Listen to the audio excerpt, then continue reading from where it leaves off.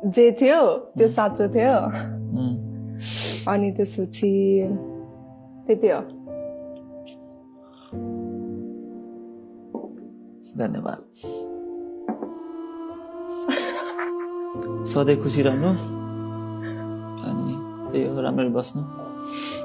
त्यति भन्थ्यो होला तिमी पनि आफ्नो फ्युचरको अलिकति केयर गर्नु त्यही हो फ्यामिलीलाई अलिकति प्राउड बनाउनु धेरै दुःख नदिनु धेरै साथी नगर्नु त्यही हो अहिले तिमी जे छ नि त्यो लाइक मेरो के असर छ र धेरै छ के छ भन न त नि कस्तो भन्नु रिस अलिक कम भएको छ पहिला भन्दा तिम्रो त रिस त झन् बढेको होला नि त्यही हो